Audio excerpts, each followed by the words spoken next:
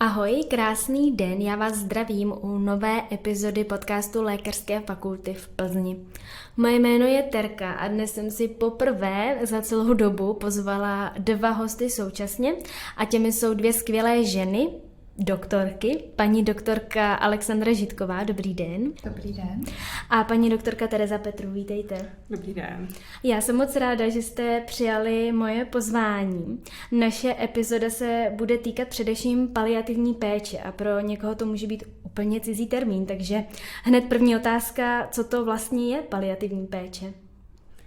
Paliativní péče je takový obor medicíny, který se zabývá o pacienta celkově a týká se zejména závěru jeho života. Většina těch pacientů tedy má nějaké buď už onkologické nebo i neonkologické onemocnění, které jistě povede tedy ke smrti toho pacienta.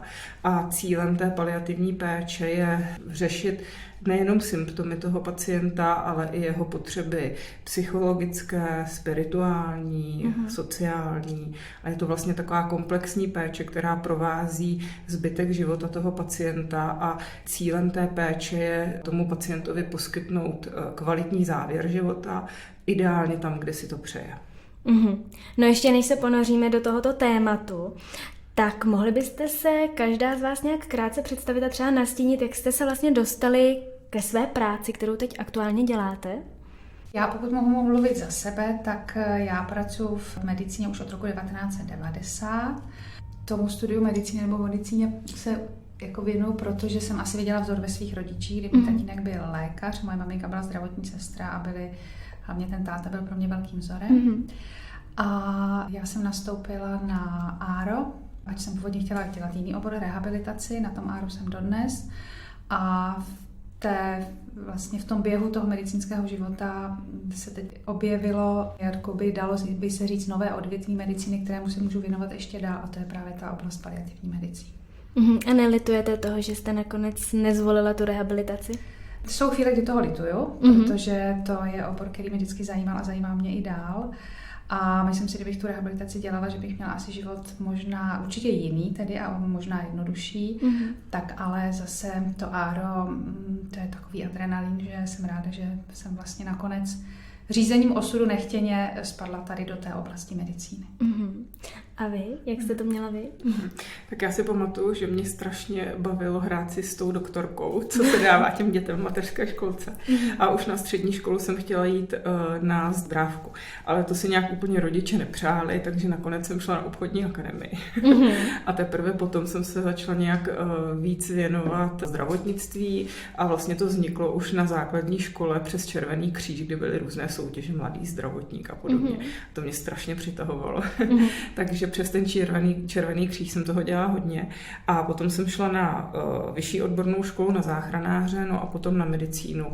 A protože jsem věděla, o čem je intenzivní medicína a o čem je ARO, tak to v podstatě bylo takové logické vyústění toho, že skončím taky někde v intenzivní péči. Takže já pracuji na ARO, na Borech. A ta paliativní péče pro mě ze začátku byla možnost, jak se dál vzdělávat v medicíně, protože je to jedna z možných nadstavbových atestací, kterou si může udělat nejenom tedy intenzivista, i jiní lékaři, ale tak nějak to tak vyplynulo, že v té paliativní české obci je asi 50% intenzivistů a protože my často se setkáváme s pacienty na konci, v závěru jejich života a to přináší spoustu otázek. A zajímalo mě to ze začátku tím způsobem, jak se můžu dál vzdělávat a to mě vlastně přivedlo k tomu, že ta péče tady vůbec není v Plzni, je potřebná a že je spousta lidí, které to nějak baví, naplňuje a že mě by bavilo dělat to s nimi. No ale mě zaujalo, jak jste to měla teda netradiční takhle cestou přes obchodní akademii. To je takový docela, to byla asi výjimka, ne? No, není to úplně běžný, ale umím psát všema 10 na stroji. No tak, ale to se vyplatí v práci lékaře. To se vyplatí. No, vy jste řekla, že vlastně v Plzni žádný jiný doteďka paliativní tým nebyl. Tak od kdy funguje ten váš tým, vlastně první tým v Plzni? Tak co se týče té nemocniční paliativní péče, tak ta doopravdy nebyla. Ten náš tým funguje od 1. letošního roku, ale myslím, že je potřeba říct, že paliativní péče a velmi kvalitní je tady poskytovaná hospicem svatého Lazara a některými mobilními hospici, které fungují v Plzni nebo Plzeňském kraji, ale nemocniční paliativní péče jako taková tady vznikla až 1.1. Já mám ještě takovou otázku, jestli vás právě k tomu založit paliativní tým nenavedla ta pandemie covidu, protože možná jste třeba zaregistrovali, že najednou ta péče tohoto typu je mnohem více potřeba, nejenom u onkologických pacientů, ale i u jiných pacientů, kteří se možná i báli koronaviru nebo dokonce se jim zhoršilo kvůli tomu i jejich vlastní onemocnění, tak jestli to třeba nějakým způsobem neovlivnilo ten váš postup nebo i tu touhu založit paliativní tým ve fakultní nemocnici v Plzni? Tak samozřejmě covid úplně změnil názor některých z nás na medicínu, určitě změnil názor společnosti na medicínu. Nicméně to, že ve fakultní nemocnici je třeba paliativní tým, bylo jasné už někdy od roku 2016. Tam bylo pár lidí, kteří věděli, že ten paliativní tým je tam třeba, že jednou přijde čas, kdy bude třeba vytvořit, ale nebyl tam spíš čas a prostor, kromě svého základního oboru, věnovat další energii tady tomu. Takže covid tomu, nemůžu říct napomohl, ale v podstatě po tom covidu se ta medicína ubírá trošku jako modifikovaným způsobem, jiným směrem a jenom to, dá se říct, urychlilo to vlastně tu touhu nebo spíš tu potřebu toho paliativního týmu. Samozřejmě, kdyby ten paliativní tým měl už nějaké, jakoby byl etablován už v průběhu toho covidu, tak možná, že určitou roli v období toho covidového časového úseku sehrál, ale prostě historie to takhle přinesla a během covidu dozrálo v hlavách některých z nás prostě to přesvědčení, že to být musí a že už není možné otálet. No, já vidím před sebou 2 lékařky, takže si umím představit, že do týmu, paliativního týmu patří pochopitelně lékaři, ale kdo je tam ještě další? Kdo ještě přispívá do té paliativní péče? Samozřejmě nedílnou součástí naší práce jsou sestry. Máme 1 sestru na plný úvazek a jsou tam 2 sestry na částečný úvazek. Jsou tam psychologové, máme tam klinického farmaceuta, máme tam psychology, máme tam kaplana. Máme ještě nutričního specialistu, kterého využíváme tady velmi výjimečně, ale je i součástí našeho týmu. A co potom teda ten nutriční specialista dělá, nebo v čem může pomoct? Tak výživa je velice důležitou součástí péče o paliativní pacienty a v podstatě onkologická klinika, která má asi nejvyšší počet pacientů, tedy jako samozřejmě s rakovinovými diagnózami, tak ta má svého vlastního nutričního terapeuta, který se účastní vlastně té léčby v podstatě při každé ambulantní kontrole, aby ten organismus měl dostatečné energetické zásoby k tomu, aby s tou zákeřnou nemocí mohl bojovat. Takže ta výživa je opravdu, ač to tak nevypadá, tak velmi důležitou součástí té léčby a péče. Určitě. Možná by naše posluchače zajímalo, v čem se vlastně vaše péče, ta paliativní péče, liší oproti té hospicové, protože to se možná tak jako dá i lehce zaměnit, nebo jestli to s tím souvisí? Dá se to lehce zaměnit, ale je to velmi podobné. My cílíme na takzvanou časnou paliativní péči. To znamená ta, která je poskytovaná během hospitalizace toho pacienta a potom toho pacienta předáváme ideálně do péče nějakého ambulantního paliatra a mimochodem paliativní ambulanci my taky budeme mít. A my většinou stojíme, jestliže se člověk pohybuje na nějaké trajektorii té paliativní péče, tak my většinou stojíme na začátku poskytování té paliativní péče, kdežto hospicová péče je naopak spíše až na konci toho života. Je spousta pacientů, kteří se dozví nějakou nepříznivou zprávu, rodina a oni jsou ještě schopni být doma, rodina jim u toho pomáhá, jsou mobilní, pohybují se, dobře ještě prosperují, ale my víme, že tady ten čas už třeba bude nějak ohraničený. A v okamžiku, kdy ten stav toho pacienta progreduje a buď jsou různé důvody, které vedou k tomu jít do hospicu, například to, že rodina nezvládá tu péči, je to složité, třeba po stránce pohyblivosti a podobně, tak potom je ta nabídka toho kamenného hospice, kde většinou je už ten úplný závěr života toho pacienta. A nebo je taky možnost využít služby mobilního hospice, kdy ta péče probíhá doma a ty zdravotníci dojíždí za tím pacientem domů. Takže jestliže pacient je v nějakou dobu v paliativní péči, tak konziliární tým paliativní péče většinou bývá na začátku poskytování té paliativní péče, kdežto hospicová péče začíná tak jakoby někde v půlce a je spíš poskytována v té druhé polovině a závěru tady toho času. No a co je to potom tedy za ten moment, kdy se rozhodneme, třeba já jako lékařka bych se rozhodla, pro tohohle pacienta už je paliativní péče nevyhnutelná a skutečně ji potřebuje. Kdy se tak můžu rozhodnout?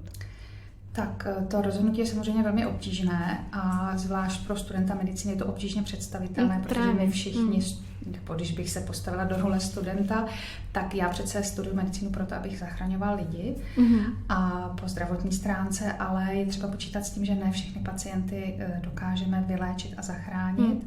A pak tedy je třeba si otázku, jestli už ten pacient nepatří do paliativní péče, skutečně položit si ji včas, abychom i eticky nahlíželi správně na trajektorii toho onemocnění. A okamžik, kdy tedy dávám pacienta nebo začínám uvažovat o tom, že ho budu směřovat tím paliativním směrem, je, že bych si měla položit takzvanou surprise question. To znamená, překvapilo by mě, kdyby můj pacient do roka zemřel. A pokud si na tuto otázku odpovím, nepřekvapilo, tak je to asi ten okamžik, nebo určitě je to ten okamžik, kdy bych měla začít uvažovat o tom, že pacient patří do paliativní péče a možná začít uvažovat o tom, jestli ten paliativní tým mám k dispozici a jestli současně s tím, že ho dávám do této kategorie péče a tak toho směřuji, nepozvu k té spolupráci právě tento tým, který mi s tím pomůže.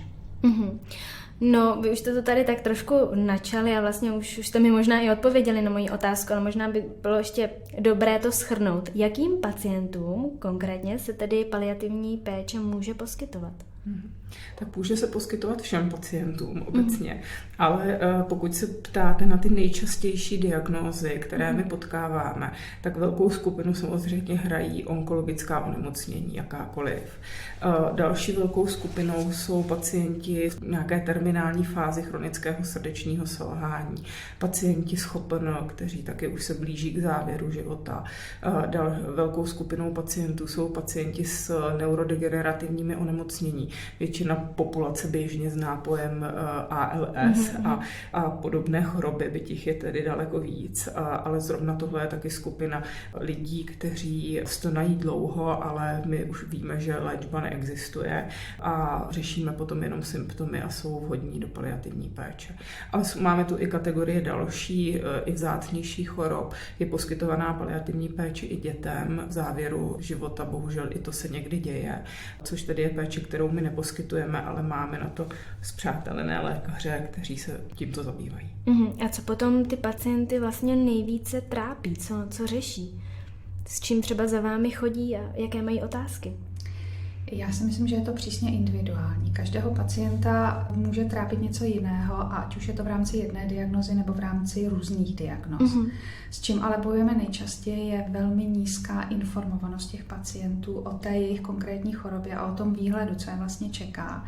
Takže ta komunikační stránka v této oblasti medicíny je strašně důležitá. Teď máme pocit s kolegyní, že v posledním roce se začíná té komunikační úrovni věnovat daleko větší pozornost, než když bychom se obrátili o pár let zpátky. A někdy spíše často se setkáváme s tím, že ten pacient je svým lékařem informován o diagnóze. Ten lékař si myslí, že toho pacienta informoval dobře, ale ti pacienti se v záplavě nebo spíše ve způsobu podání té informace ztrácí a ta informovanost pacienta a jeho rodiny o té konkrétní diagnóze je velmi malá a často i zavádějící.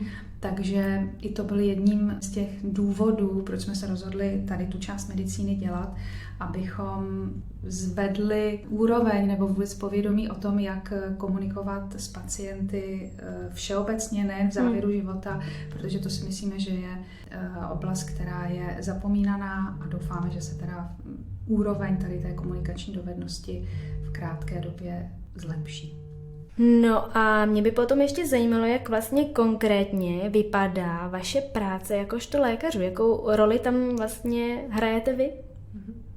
Tak my, když jdeme z různého důvodu za tím pacientem, tak většinou řešíme míru jeho prognostického uvědomění. To je to, o čem mluvila paní doktorka, protože my, když někomu sdělíme nějaké množství informací při třeba návštěvě pacienta v ambulanci a jsou to takhle těžké zprávy, tak v okamžiku, kdy se tomu pacientovi řekne, je to špatné, v tom okamžiku se dá říct, že ten pacient přestává slyšet. Jo. A to znamená, že on si odnáší pouze je to špatné. A kdyby se ho rodina potom ptala, co si se tam všechno dozvěděl, tak v tomhle okamžiku končilo to, co on slyšel. Byť těch informací mu bylo podáno daleko víc. Takže my se snažíme nějakou komunikační expertízou provést toho pacienta jak tím prognostickým uvědoměním, tak ale i zjišťováním hodnot, protože na základě toho, co zjistíme, co si ten člověk vlastně přeje a jak, když už tady ví, co se děje, tak zjišťujeme, jaké má hodnoty a co by bylo jeho preference v tom závěru života. Být doma, nebýt doma, stojím o umělou plicní ventilaci, chci antibiotika, chci ještě chemoterapii, i když mi to přinese tohle a chci to za každou cenu, nebo to nechci vůbec. A na základě tady té potkání se, té medicínské nabídky a toho, co ten člověk chce, tak se snažíme s tím člověkem nějak sestavit plán péče, aby jsme věděli, kam tu léčbu směřovat. Protože je spousta pacientů, kterým, když řeknete, umím tohle a teď budeme dělat tohle. Ale kdyby jsme se důkladněji toho pacienta zeptali a v klidu mu řekli, stalo se tohle, já to umím řešit tímhle způsobem, ale znamená to pro vás, že zbytek života budete v nemocnici. A nebo to umím jinak, možná bude život kratší, ale bude doma. Co si spíš přejete. A ten pacient ne vždycky, ale někdy volí tu možnost radši kratší dobu, ale doma. A pak nám z toho vypadne něco, co my bychom mu nabízeli vlastně zbytečně. Takže je to takové jakoby si urovnání toho, co může medicína nabídnout, ale my klademe velký důraz na autonomii toho pacienta. To znamená, že pro nás je důležité se ho ptát, co vlastně on chce. A tomu uspůsobit potom ten léčebný plán a říct si, čeho vlastně chceme docílit. Takže to je takový hlavní úkol paliatra se na tomhle shodnout, ale ta nabídka je samozřejmě širší. My můžeme pomoct lékaři nějakým způsobem ve sdělení nepříznivé zprávy, můžeme uspořádat rodinnou radu a bavit se s rodinou o tom, co toho pacienta čeká a jak budou vypadat příznaky, protože čím víc jsou informovaní, tak tím jednodušší je vlastně ta péče pro tu rodinu doma. Umíme pomoct nastavit bolest u pacientů, pokud je to potřeba a umíme řešit sociální otázky. Máme na to sociálního pracovnice, které jsou velmi pečlivé a znalé toho svého oboru. Když ten pacient potřebuje psychologickou péči, nebo psycholog se často podílí na sdělování diagnózy dětem v rodině, což je poměrně těžká otázka. Tak tohle všechno patří do toho portfolia, toho, co umí paliatr a jeho tým. No jak už jste začal tady o té komunikaci, tak jste mi výborně nahrála na moji další otázku, protože zrovna vy jste v jednom rozhovoru řekla, že se jako paliatr musíte naučit specifickou formu rozhovoru. Tak mě tedy zajímá konkrétně, jak to vypadá. Tak pro všechny z nás možná bylo překvapením, když jsme se začali učit specifickou formu rozhovoru, ale velmi asi rychle jsme pochopili, že je naprosto účelná. Já možná navážu na to, jak jsem říkala, že my máme jako lékaři tendenci přesycovat pacienty informacemi a často informacemi, kterým nerozumí a někdy o ně ani nestojí. Takže ta naše komunikace se většinou děje s otázkami můžu a můžeme si teď o něčem povídat a čekáme na souhlas toho pacienta a vlastně se ho i aktivně ptáme, jakou míru informací on by chtěl slyšet. Pokud tohle získáme, tyto informace, tak potom ho provázíme dál. Máme třeba i nějaký specifický protokol, který nám pomáhá sdělit nepříjemnou zprávu a ten rozhovor většinou končí tak, nebo ideálně by měl končit tak, že my mluvíme 20% času a pacient 80%. A když je to dobře vedeno, tak do toho jde doopravdy docílit a většinou nám v tom tedy hodně pomáhají otázky. Ten pacient je většinou nějakým způsobem informovaný od lékaře, protože ví, že se pohybuje v nemocnici a naše vlastně jedna z prvních otázek je, jak rozumíte svojí nemoci. A my vlastně ten člověk začne mluvit a na to konto zjistíme, kolik toho vůbec ví, rozpovídá se a už jenom na tuhle první otázku většinou odpovídá víc času, než my jsme se zeptali. Ta jeho odpověď je delší než ta naše otázka.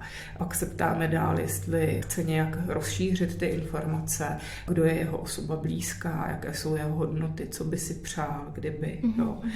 Také se učíme číst emoce u toho pacienta, to znamená, že koukáme na to, jak reaguje. Většinou ty pacienti mají nějaké obavy, strach a to je to, co je trápí. Netrápí je to, že zemřou. Oni si to většinou uvědomují, ale začnou se během toho rozhovoru otvírat otázky a zjistíme, že většinou ten strach není úplně na základě těch medicínských jako věcí, ale třeba toho, že nebudu moc chodit na záchod sám, bude se o mě muset někdo starat, budu do konce života v nemocnici. Nechám tady rodinu třeba. Tak, třeba. Jo. Finanční otázky u mladých lidí. Jo. A my vlastně zjišťujeme to, že ty obavy toho pacienta se často doopravdy netočí okolo té medicíny. To oni vnímají jako fakt, ale o tom je jim jako v podstatě celém životě. A ten rozhovor, pokud my vedeme touhle formou, tak jsme schopni dotknout se i té léčby, zjistit, jestli mají nějaké bolesti, další symptomy, které jsou spojené s tou diagnózou. Jsme schopni zjistit, jaká je tedy míra toho uvědomění o té nemoci a jestli ten člověk potřebuje nějaké informace vědět dál nebo ne. Mně ještě teďka vlastně napadlo, že to musí být i dost komplikované u starších pacientů, kteří často zapomínají, že vy jim něco řeknete. I když by si třeba ten lékař opravdu snažil to sdělit srozumitelnou formou, tak ten pacient vyjde z ordinace, přijde domů a už si třeba ani polovinu věcí nezapamatuje, protože nemůže. To je taky problém. Ano, to se taky děje a proto my většinou se těch pacientů ptáme, jestli mají někoho, jestli mají nějakou osobu blízkou, se kterou tyhle zdravotní problémy chtějí řešit a jestli si přejí, aby ta osoba blízká byla třeba přítomna těm rozhovorům a podobně. Určitě to je výhodou, když je tam ještě někdo. Pro tento typ pacientů, ano. Jsou i takoví, kteří se řeknou, v žádném případě nechci, aby o tom vůbec nikdo věděl a mají takovou ochranitelskou jakoby roli třeba v té rodině a nechtějí, aby se ta informace šířila i u jejich nejbližších, ale valná většina lidí tedy nějakou osobu blízkou udává a my potom navazujeme taký vztah, se dá říct, s tou rodinou kontakt a řešíme ty otázky dál, ale vždycky pouze tak, aby o nich byl pacient plně informován. Také jste už tu naznačili, co všechno vlastně sdělujete pacientovi, na čem se domlouváte, ale probíráte i případnou resuscitaci, kdyby třeba nastala? Pokud je ten hovor veden tak, aby skutečně ten pacient řekl priority, jaké má, tak jsou diagnózy, kde se na to určitě zeptat můžeme. A pacient v rámci své autonomie má určitě právo tu resuscitaci odmítnout a jsou pacienti, kteří to skutečně udělají. Samozřejmě musí to být pečlivě zaznamenáno v dokumentaci, ať už dokumentaci jako chorobopis aktuálně probíhající třeba hospitalizace, anebo je potom fenomén nebo spíše institut dříve vysloveného přání, kde v tomto dokumentu, který má určité právní náležitosti, aby byl validní, tak může být toto zaznamenáno. A v podstatě, pokud je toto známo, tak ta resuscitace by skutečně zahájena neměla být. Mě ještě zaujal termín paliativní sedace, tak by mě zajímalo, o co se jedná a za jakých podmínek je lze aplikovat u pacienta. Paliativní sedace je situace, k které přistupujeme v té úplně terminální fázi onemocnění toho člověka, kdy ty symptomy, které on má, už jsou pro něj tak obtěžující a velmi těžko zvladatelné farmakologicky i jinak, kdy většinou po domluvě s tím pacientem přistoupíme k tomu, že ho uvedeme do nějaké míry spánku a většinou se to děje v době, kdy už tomu pacientovi nezbývá netrvá víc než hodiny nebo dny a vlastně ho udržujeme už to v takovéhle fázi, řekněme, nějakého bezvědomí nebo polovědomí, kdy v takové míře, aby ty obtěžující symptomy, jako je například dušnost, takový nejčastější příznak, který je velmi nepříjemný v konci života, tak aby už tohle pacienta netrápilo. A většinou pacienti, kteří jsou v paliativní péči nějakou dobu, zejména v té i hospicové péči, tak jsou o tomhle informovaní. A někdy dochází doopravdy i k tomu, že se ten lékař dohodne s pacientem o tom, že toto existuje. Až to bude úplně nevyhnutelné, tak k tomuhle přistoupíme a vy budete ten, kdo si řekne, že to chce nebo nechce. Takže pacient je v tomhle aktivní. Ano. Musí říct, že to chce tedy. Ano.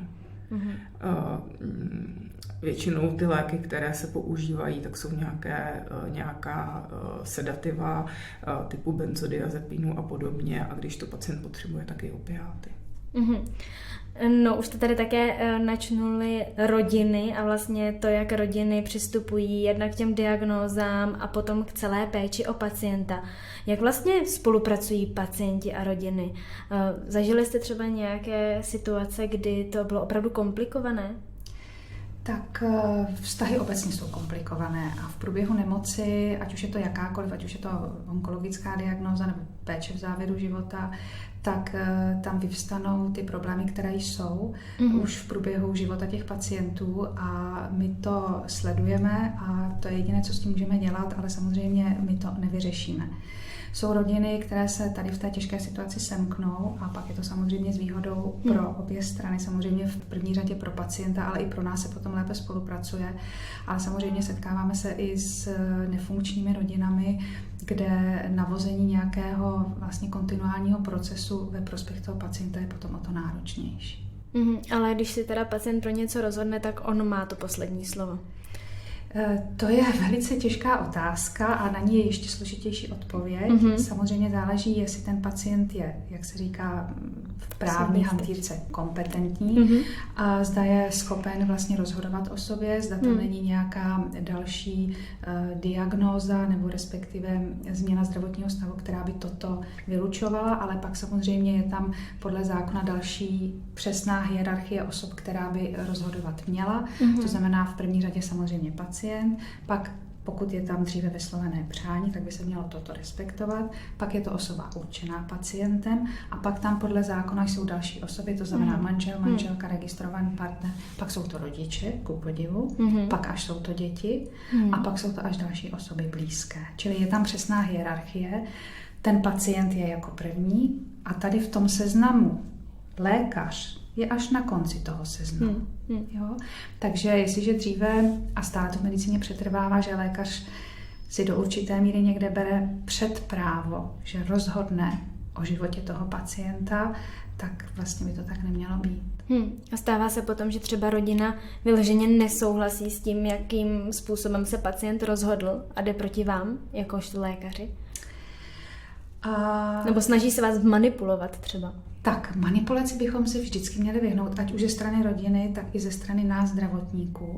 A to je potom samozřejmě velmi těžká situace a zase se dostáváme k tomu, co už tady bylo řečeno. Je to o té komunikaci a pak je třeba být natolik zdatný a vzdělaný v té komunikaci, že si skutečně dokážu obhájit svůj medicínský odborný názor, ale současně do toho samozřejmě zahrnu autonomii toho pacienta a musím to dát na vlastně misku váh. Jedno musím vyvážit druhým a mělo by to být v rovnováze. Ale někdy balancujeme opravdu na ostří nože a je to velmi, velmi obtížné. Je to dáno tím, že ty rodiny jsou ve velkém stresu, oni mají strach o tu svou osobu blízkou a jsou tam emoce na jejich straně samozřejmě pochopitelné, ale stejně tak ty zdravotníci mají emoce a cílem těch komunikačních technik je udržet ty emoce nějakým způsobem v takovém jakoby běhu nebo spíše na takové úrovni, aby nás neovlivňovaly tolik, ale aby to bylo racionální rozhodnutí na základě rozumu, ale samozřejmě i citu. No to už úplně přesahuje rámec nějaké medicíny, to už úplně jde. To už je potom etická rovina a je otázka, nakolik jsme my jako lékaři a vy jako studenti vzdělávání v etice, v právu a v dalších věcech. Takže to, že studuju medicínu, všechny ty knížky se do té hlavy musím nalít, ale pak je tam ještě rovina právní, etická, komunikační. Kterou nás a lidská. Tolik asi úplně a ta naučí. škola nás to nenaučí a naučí nás to až ten život a je otázka, co je dobře. To je strašně těžká odpověď. To je filozofie. To už je potom filozofie, možná spiritualita, možná otázka potom náboženského vyznání, víry a dalších směrů.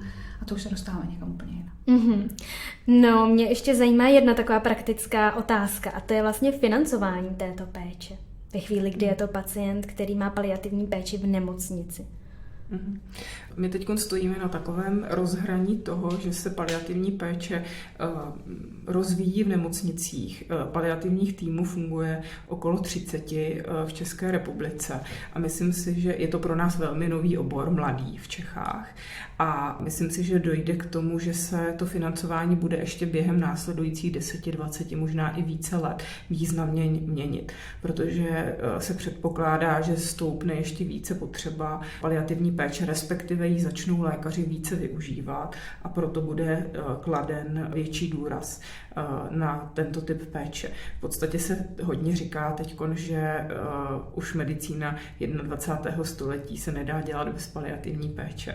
Něco na to možná trošku bude. Teď momentálně je ta paliativní péče hrazena podle vyhlášky Ministerstva zdravotnictví, kdy když splníte nějaké dané podmínky, jako je například velikost toho týmu a jeho personální obsazení, tak dostanete za rok nějaký balík peněz a s tím si hospodařte. Takže to je základní financování. Samozřejmě ty týmy někdy využívají i nějaké sponzorské dary, dotační programy a podobně. Takže pacient si to nehradí nějak sám. Ne, Zatímco třeba ty hospici, mobilní hospici si hradí?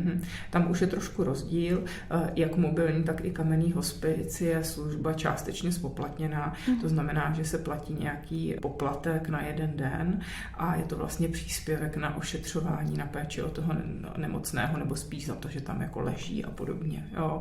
Ale do toho přistupuje i nějaká částečná forma úhrady zdravotní pojišťovnou, ale samozřejmě, aby ten hospic poskytoval kvalitní péči, tak jak ji poskytuje, tak těch finančních prostředků potřebuje víc, než ta pojišťovna dává. A to kryje většinou ta platba od toho pacienta. No, jak to tak poslouchám, tak je to poměrně smutné téma. Nebo možná, jak se to vezme, vy to vidíte už jinak, ale zajímalo by mě, jak zvládáte právě ten stres, nebo já si myslím, že to je asi otázka, na kterou jste zvyklí, možná i od ostatních, že se vás třeba na to ptají, jak to zvládáte, ty negativní osudy, to úmrtí těch pacientů, to vidíte každý den, tak jak se s tím vyrovnáváte? Tak asi velkou roli hraje čas a když vlastně vstupujete do té medicíny jako čerstvý absolvent, tak vlastně máte velkou obavu z toho, že uvidíte úmrtí svého prvního pacienta. Tím, jak se v tom pohybujete potom vlastně dennodenně, tak získáte, a teď to nechci nazvat nadhledem, ale každý má svůj nějaký vnitřní pojistný systém, který mu pomáhá se vlastně s tím vyrovnávat.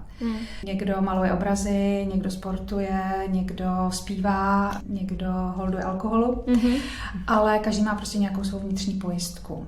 Každý si tu svoji pojistku musí najít sám a pak je samozřejmě ideální, pokud máte nad sebou nějakého supervizora, kterému můžete sdělit, nebo který s vámi rozebírá ty vaše, ať už příjemné nebo nepříjemné pocity. Samozřejmě, když pracujeme v rámci paliativního týmu, tak tam je teď ze zákona dané, že musíme mít svého supervizora, takže my třeba teď, když jsme k vám jeli, tak jsme jeli ze supervize, kterou jsme měli s naší paní psycholožkou a tam jsme konkrétně rozebírali jako tým věci, které jsou pro nás nepříjemné a ona nám radila, nebo navzájem jsme si říkali prostě věci, které každému z nás pomáhají. Samozřejmě ta supervize by měla být obecně ve zdravotnictví, takže kdybych měla mluvit teďko za lékaře intenzivní péče nebo lékaře, který občas pracuje na emergency, tak i tam jsou ty situace velmi, velmi vypjaté. A tam je hlavně ten náraz, že jo, tam se setkáváte se situací, kde tam dojde třeba náhle k úmrtí. Tady do určité míry je to věc spíše očekávaná, takže tam na tom procesu můžete nějak pracovat. A když se tam jedná o náhlé úmrtí, tak je to velmi náročné a v podstatě v 90% si můžu dovolit říct pracovišť třeba tady jako urgentních příjmů a intenzivních péčí, žádná taková supervize neexistuje. Takže každý z nás, ať už jsme to lékaři nebo sestry, si musí najít tady nějaký ten systém. Je to náročný, ale dá se s tím pracovat.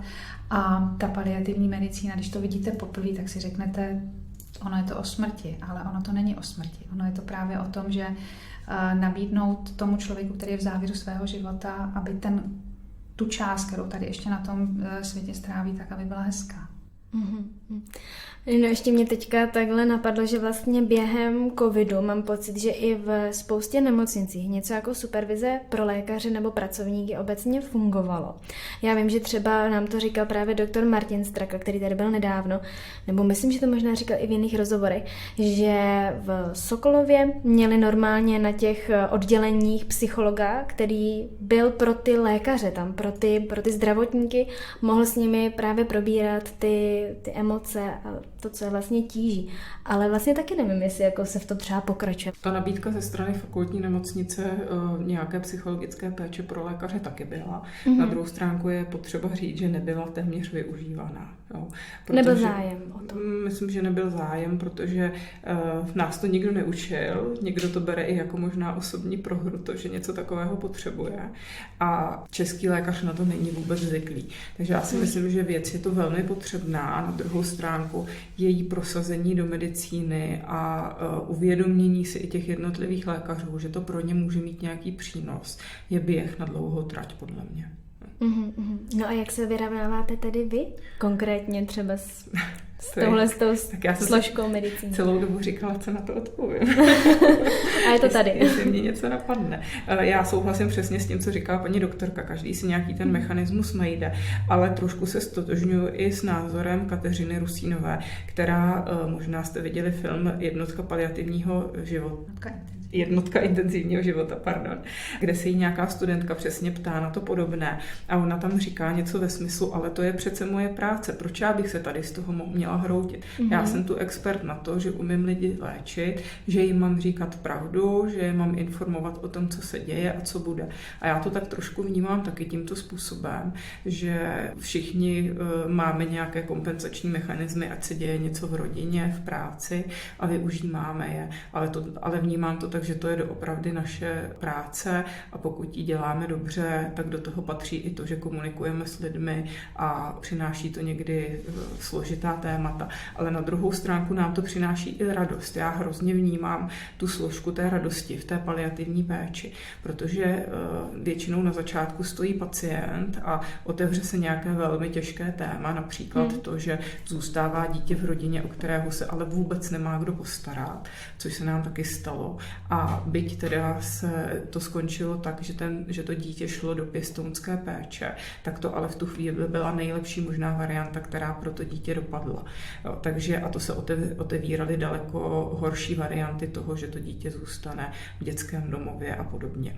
Takže vlastně, byť to jsou témata těžká, tak pokud se tomu týmu podaří a samozřejmě tomu pacientovi a rodině nějak vyřešit toho, co ho tíží, což se většinou podaří, mám takový pocit, tak je to vlastně radost, protože máme velmi dobré odezvy, že chodí rodiny těch pacientů, kteří třeba už zemřeli, ale velmi děkují za to, že si s nima někdo popovídal, že vlastně se otevřely témata, na které by možná nedošlo, kdyby do toho nevstoupil někdo jiný a je to vlastně radost.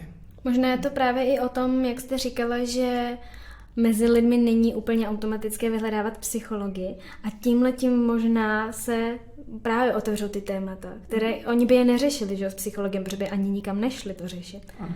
A tímhletím to je možná možnost, jak něco řešit, něco změnit v těch rodinách. Je to tak. Ty pacienti většinou už nějakým způsobem vnímají to, že se blíží závěry jejich života a o to palčivější a důležitější jim přijde někdy to téma otevřít a vidí to jako prioritu najednou. Byť to třeba celý život odkládali řešení nějaké otázky. No a potom většinou se stane i to, že to řešení je na snadě, protože ta situace tomu nahrává a je rychlé. Takže doopravdy to není jenom o tom, že to je smutný obor. Já si myslím, že někdy, že byť všichni víme, jak skončí, tak ale nás to nějak vrací do takové té humánní stránky té medicíny, což jsme možná někteří dlouhá léta nezažívali. Například anesteziolog je taková složka mechanismu uspat, probudit a vlastně často ani neví, jak se pacient přesně jmenuje a neví o něm lidsky vůbec nic. A myslím si, že to je jeden z těch důvodů, proč tenhle obor dělají intenzivisti, protože se často setkávají s tím, že jejich pacient spí, v okamžiku, kdy už je nepotřebuje, tak toho pacienta probudí, ale už ho odkládají do nějakého nižšího typu péče. A to, jak ten pacient skončil, nebo jestli tam byla nějaká forma vděku, která je taky potřebná k naší práci. Dělat něco jen tak, aniž bych věděla, že to má smysl, je velmi těžké. A myslím si, že to je důvod toho, proč intenzivisti často vyhoří. I to si myslím, že může být tím důvodem, proč tolik intenzivistů dělá paliatry. Já bych na vás měla ještě poslední otázku. Jestli byste vy sami za sebe chtěli něco ještě vzkázat na závěr našim posluchačům. Tak, chtěli bychom poděkovat, že jsme mohli být součástí tady toho rozhovoru, alespoň za sebe. Děkuji. Já taky moc děkuji. A studentům bych chtěla vzkázat, že se na ně těšíme, protože od příštího roku tu část, která se týká paliativní medicíny, je budeme vyučovat, protože se nám podařilo prosadit tady ten předmět na lékařskou fakultu tady. V jakém ročníku? Takže ve 4. ročníku od vlastně příštího letního semestru. Čtvrťáci příští rok budou našimi studenty, my se na ně moc těšíme. Připravujeme pro ně, doufám, zajímavá praktika a přednášky a těšíme se na to, že naučíme tu medicínu dělat ještě trošku jinak, než třeba staří lékaři učili nás. Chtěla byste ještě něco dodat vy? Určitě, já taky moc děkuju a mě hrozně těší, že se studenti zajímají o toto téma, což je pro mě velmi jako povznášející a milý. Takže to mě těší a evidentně nějak vnímají i oni tu potřebu toho, že ta péče, že tento typ péče je potřebný, protože když to postavím na tom, že je to hlavně o komunikaci, tak naučit se někomu dát antibiotika, sešroubovat mu nohu nebo ho napojit na ventilátor úplně beze slov nejde. Takže i my vidíme, že ten komunikační nástroj je strašně důležitý v praxi a že se člověk bohužel nerodí s tím, že by to uměl úplně precizně a moc se těšíme na tu výuku. A jejíž součástí tady budou nějaká komunikační praktika a myslím si, že se mají na co těšit. Bude to velmi zážitkovou formou vedeno. Toto jsem potom zvědavá na ohlasy, co budou říkat. My taky.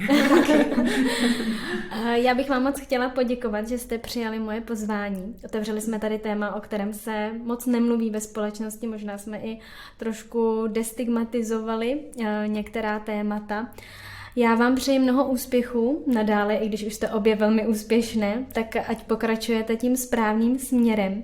Mějte se moc hezky a nashledanou. Děkujeme, nashledanou. Děkuji, nashledanou.